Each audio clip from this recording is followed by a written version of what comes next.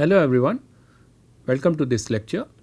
So just to recall, in the last lecture we had introduced the random oracle model. So, in this lecture we will continue our discussion on random oracle model. Specifically, we will see constructions of several cryptographic primitives based on hash functions whose security proof we cannot just prove based on the standard properties of the hash functions, and by standard properties I mean the collision resistance property. And it turns out that the proofs for those cryptographic constructions which we are going to see in this lecture can be completed only in the random oracle model. So before we proceed, let us first argue whether the random oracle methodology is sound or not, because as you remember, in the random oracle model we are making very strong assumptions about the underlying hash functions, right.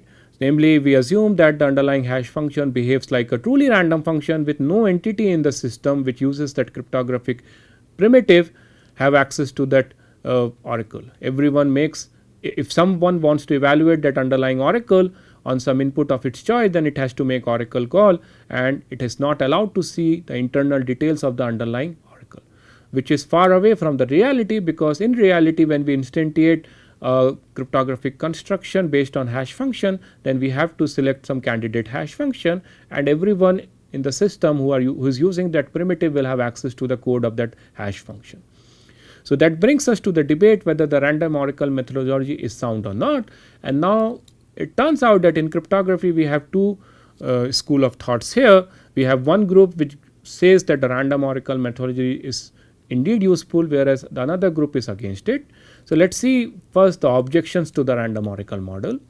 So as I said earlier, that the security of any cryptographic primitive pi, say pi, which is based on random oracle model, not only depends upon the random choice of the parties who are using that primitive, but also on the random choice of the underlying oracle H.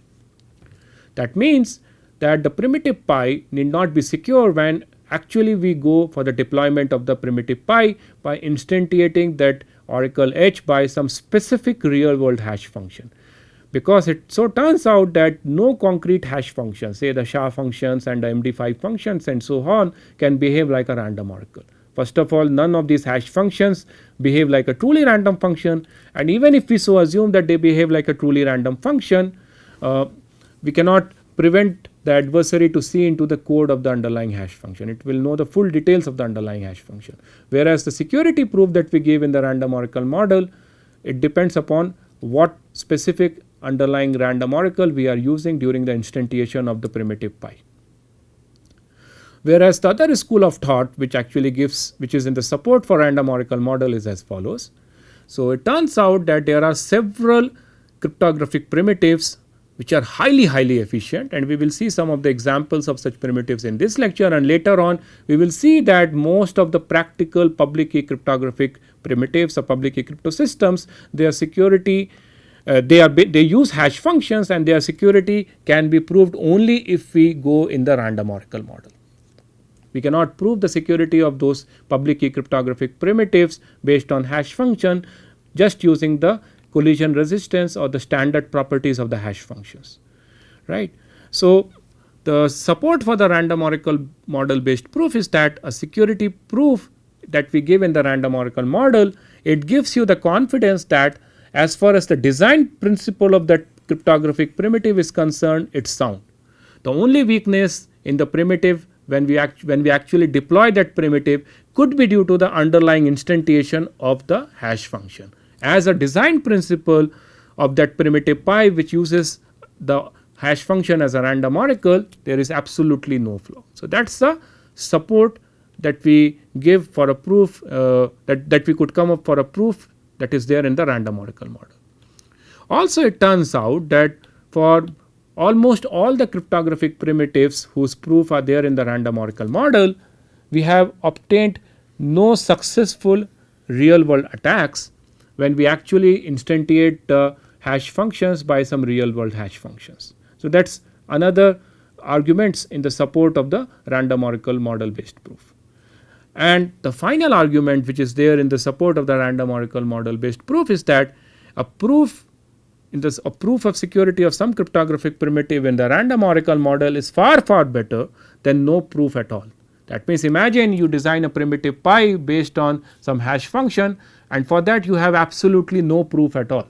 Whereas, you have the proof for the same primitive, but in a very idealized setting, namely say random oracle model, then you will be feeling confidence that indeed if I instantiate this primitive pi by instantiating the underlying hash function, then the only flaw that could be there might be due to the weaknesses in the underlying instantiation of the hash function, and then what you can think of? You can think of coming up with a better replacement or a better instantiation of that hash function instead of changing the design of the whole primitive pi. So, that is a very strong argument in the support for a proof that is given in the random oracle model.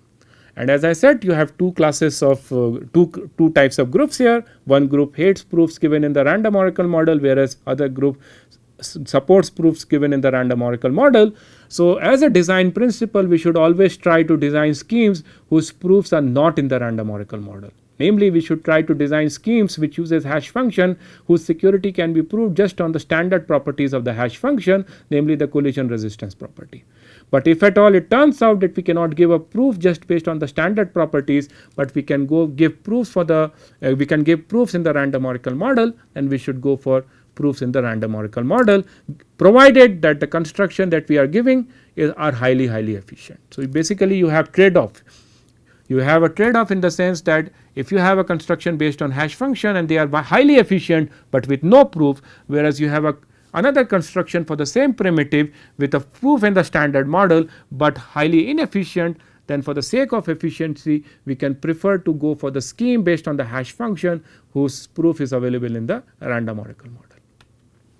So, let us see some cryptographic primitives which we can design using hash functions, for which the security proof can be given only in the random oracle model.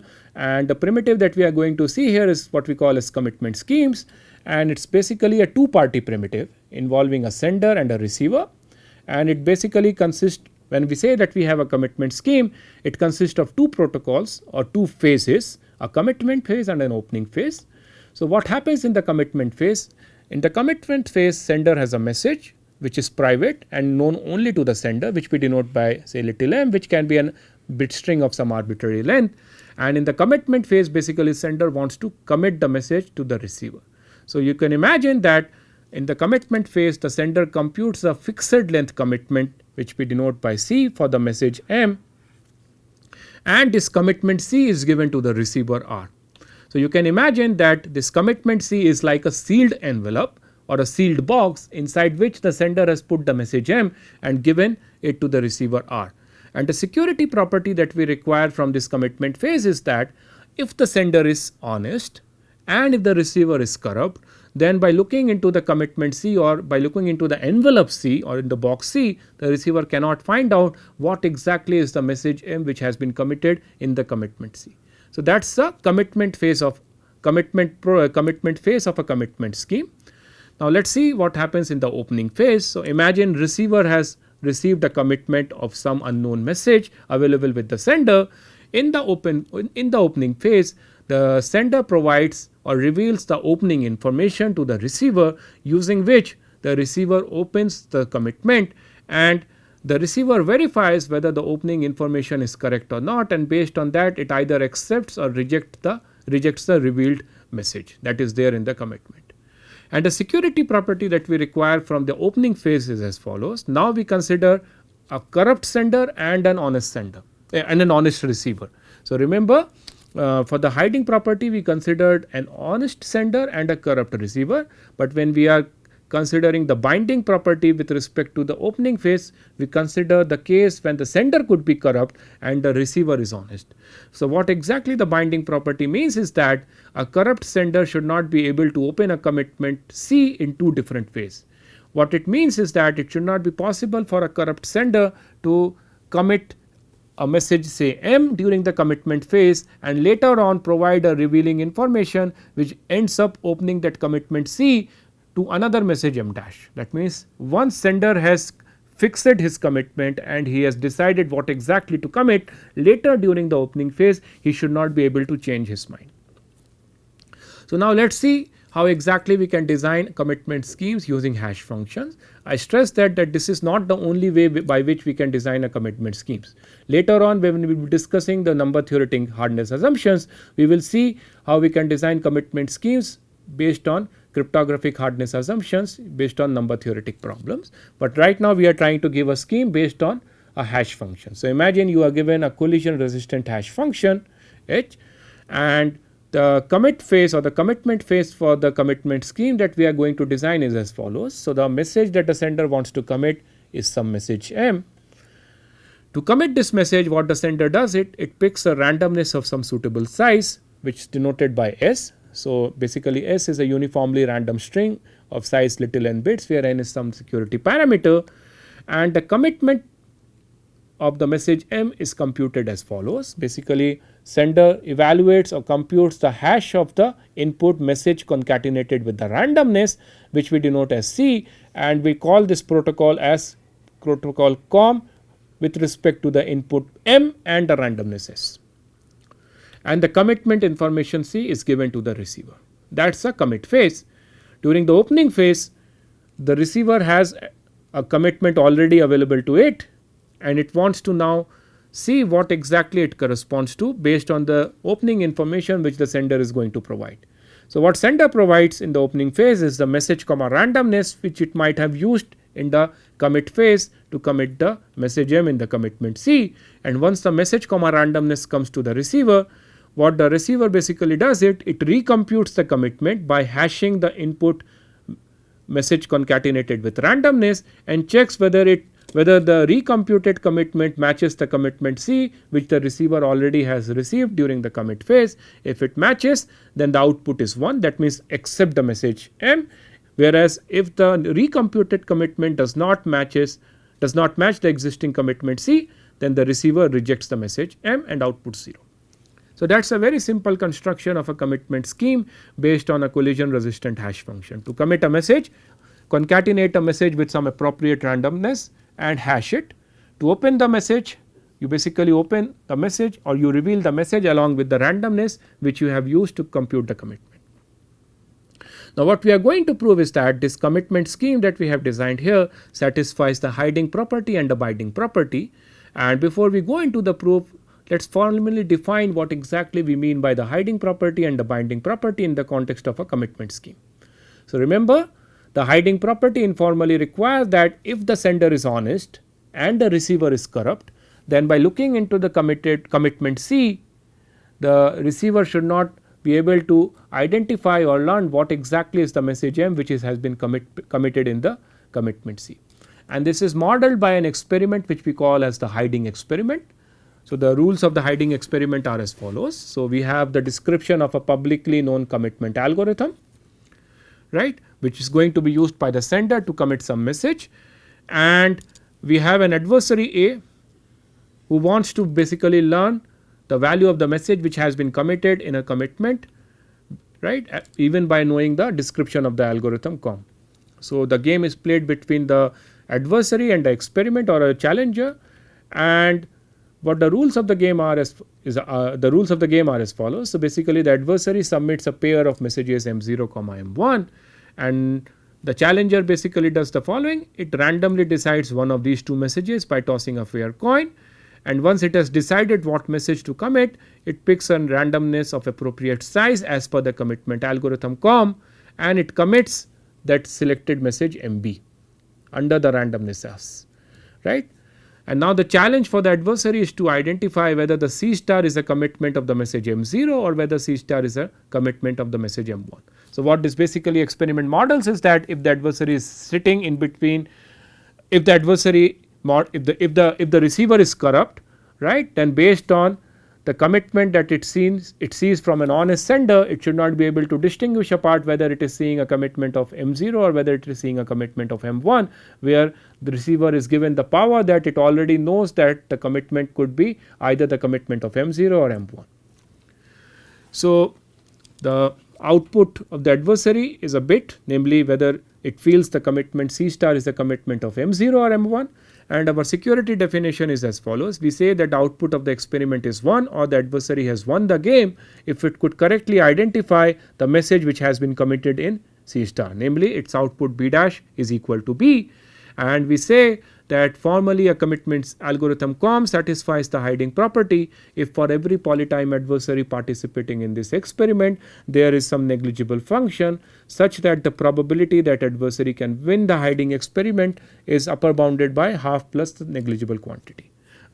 And another way to put the same condition is that the distinguishing advantage of the adversary should be upper bounded by some negligible function. That means it does not matter whether the commitment is for message M1 or whether the commitment C star is for the message M0. In both the cases the response of the adversary is almost identical except with some negligible function.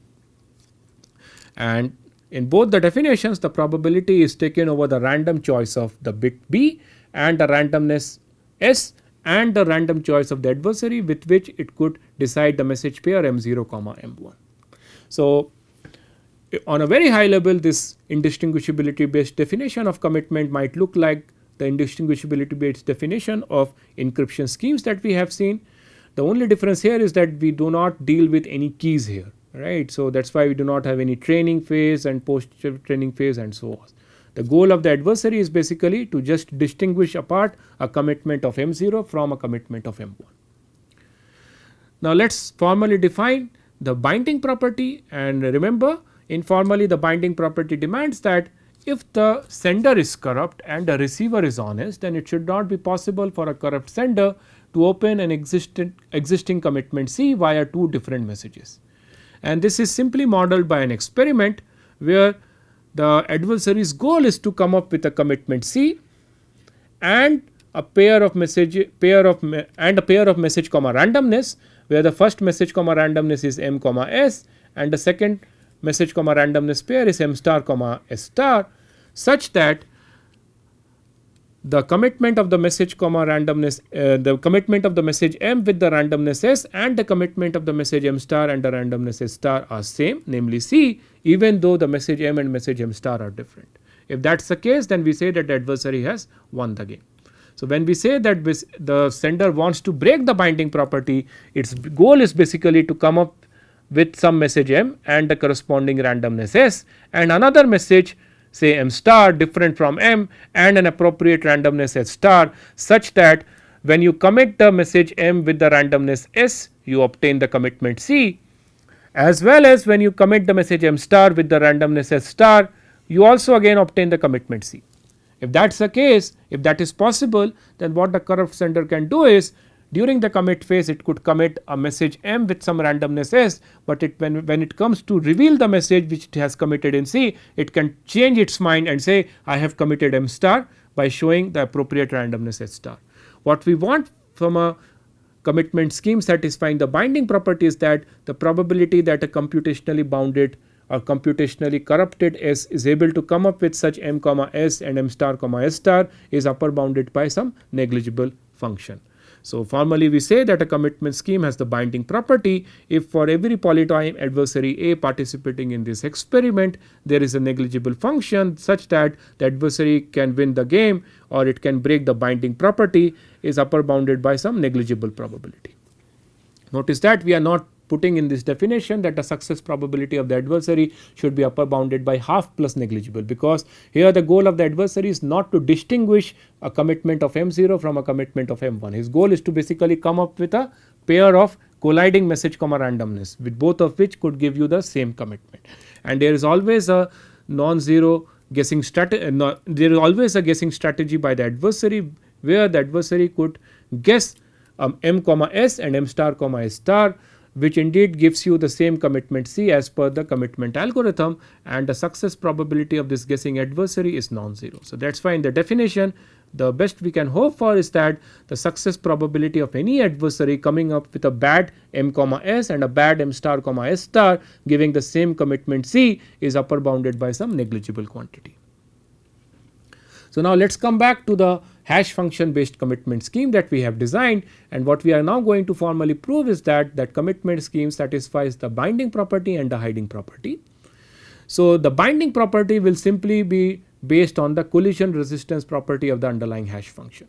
So, assume we are given a collision resistant hash function h. Here is how we have constructed our commitment scheme. So, to commit a message m with some randomness s, basically you have to compute the hash value on the input m concatenated with s. And we can formally prove that if the underlying hash function is collision resistant, then indeed the algorithm COM that we have defined here has the binding property.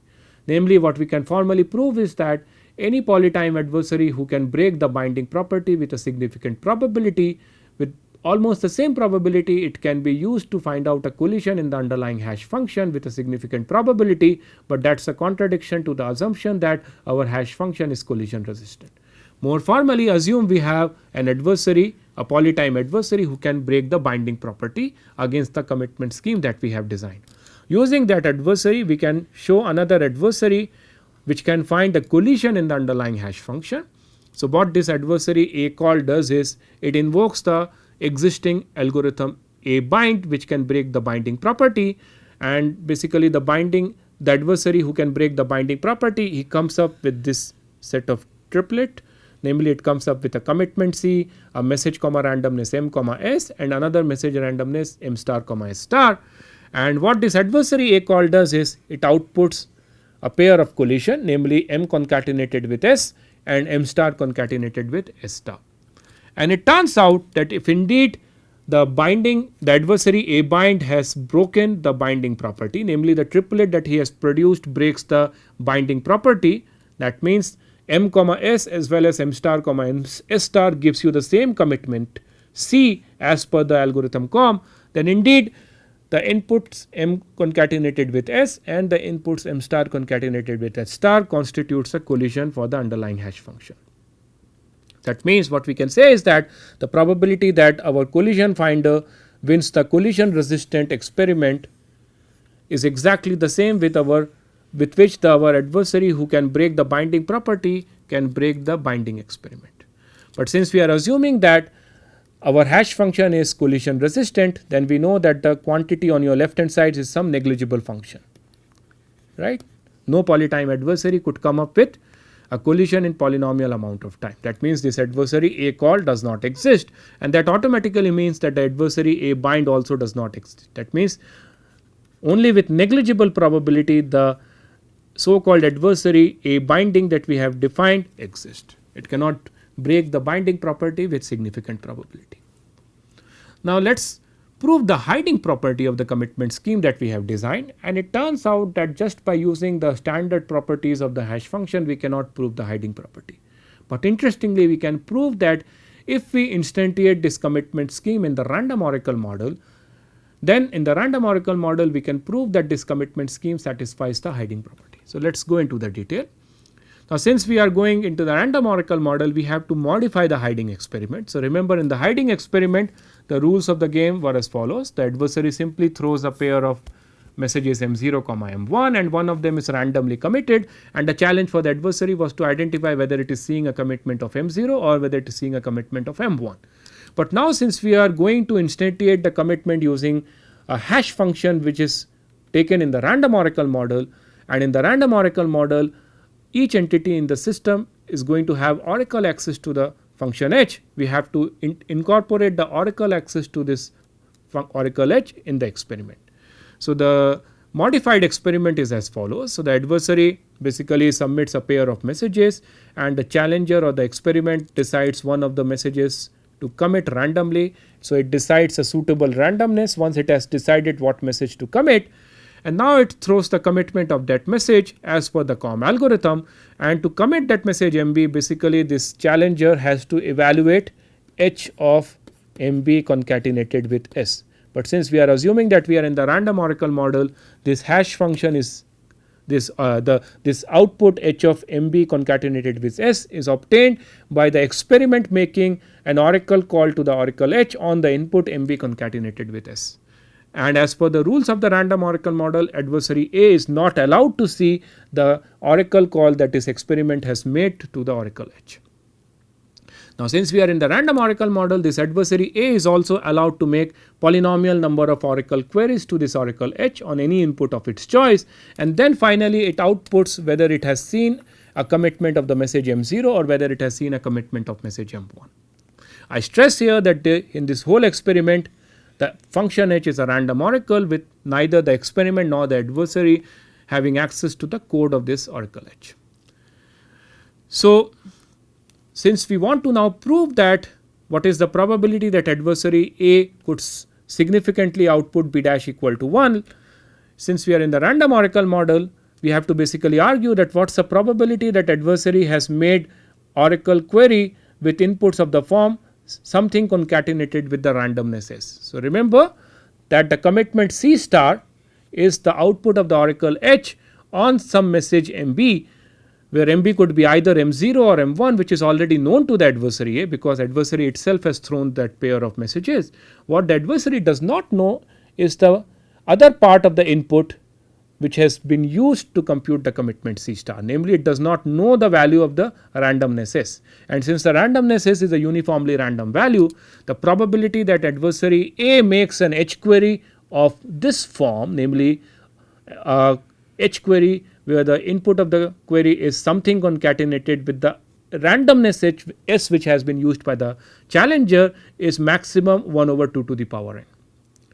And conditioned on the event that adversary has not made any query of this form, namely a query H query of the form something concatenated with S, the value of C star is going to be a uniformly random value from the viewpoint of the adversary, and it does not reveal anything whether it corresponds to the H output or H value for the message M0 or for the message M1. That means with almost same probability from the viewpoint of the adversary, it could be a commitment of M0 or it could be a commitment of M1. So, now you can see that as soon as we take this whole construction, this simple construction based on the hash function and take it to the random oracle model, we can very conveniently give a proof that indeed this construction satisfies the hiding property.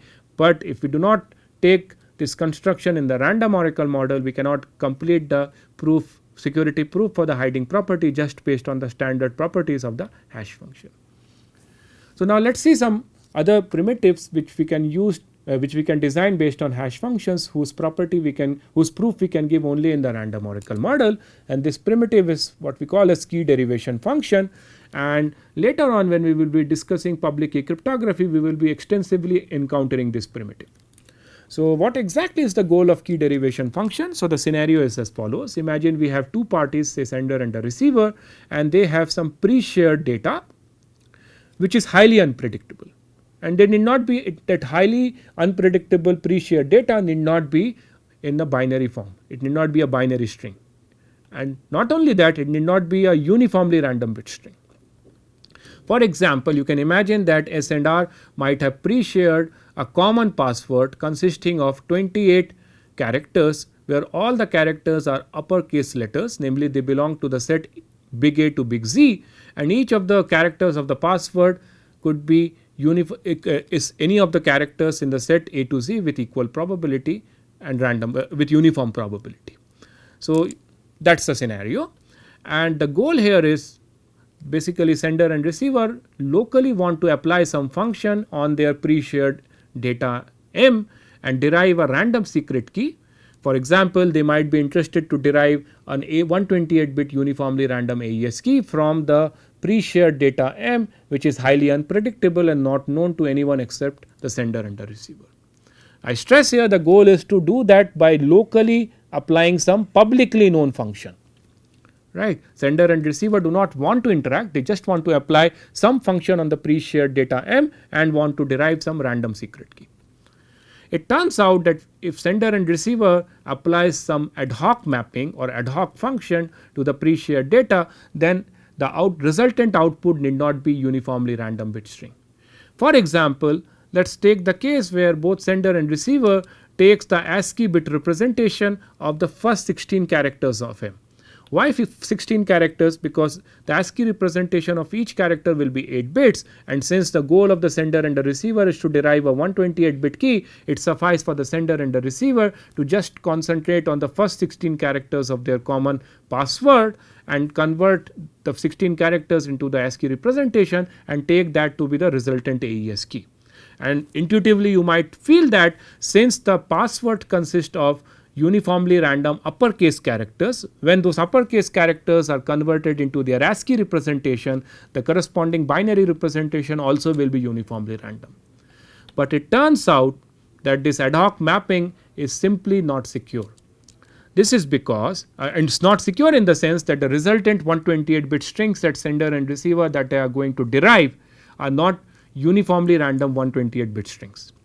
This is because if you see the ASCII representation of the letters for the uppercase letters A to Z, then all those ASCII representation starts with 0 1 0 as the prefix. So, the ASCII representation of A starts with 0 1 0, and so is the ASCII representation of B, and so is the ASCII representation of Z, and so on.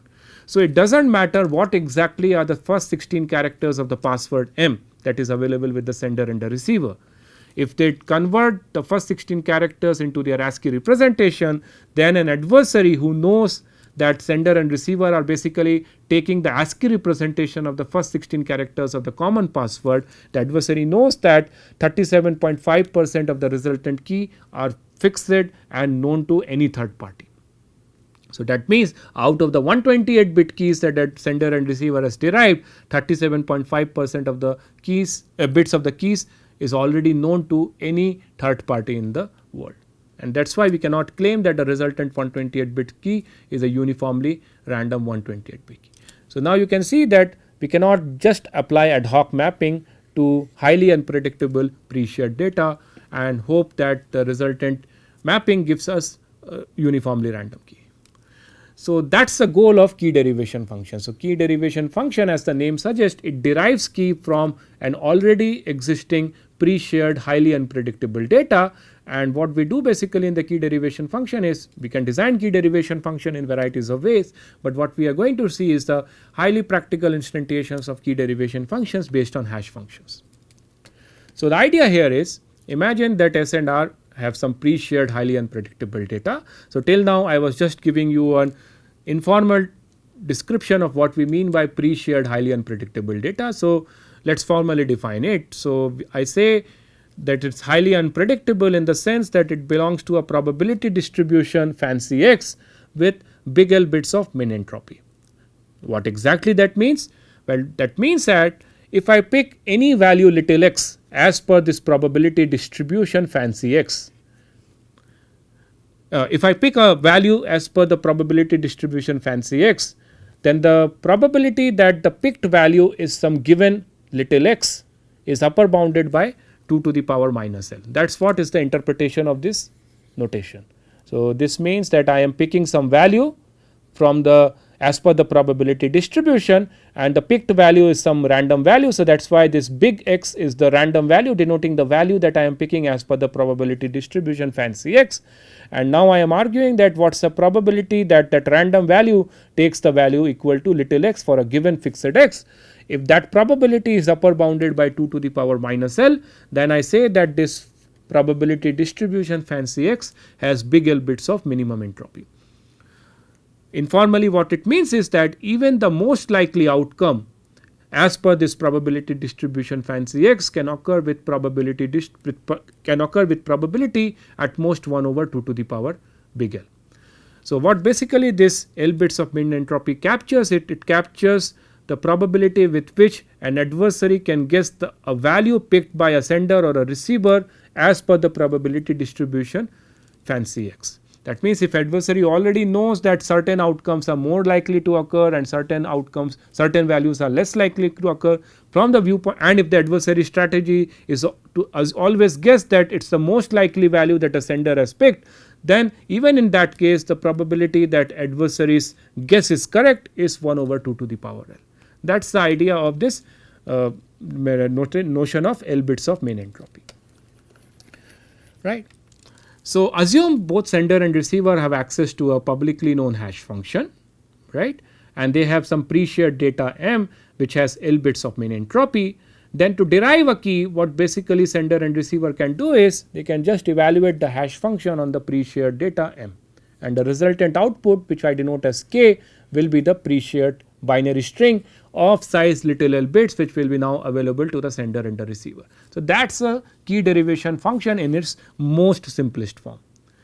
And now we can argue that if we model the function h as a random oracle, and if we take this construction and instantiate it in the random oracle model, and if the value of big L is sufficiently large, then the resultant output little k is indeed a uniformly random little l bit string from the viewpoint of any polytime adversary. And this is because of the fact, imagine there is an adversary A sitting between the sender and the receiver, and since we are now in the random oracle model, what the adversary is going to do is, adversary will be now making polynomial number of oracle queries to this h, and adversary won't be knowing what exactly is the underlying oracle h. So, until and unless adversary does not query this oracle h on the exact value m which is pre-shared between the sender and the receiver, the value of k which sender and receiver are outputting here will be uniformly random from the viewpoint of the adversary. Now, what is the probability that adversary indeed has queried for h of m, given that it has made q number of queries to the oracle?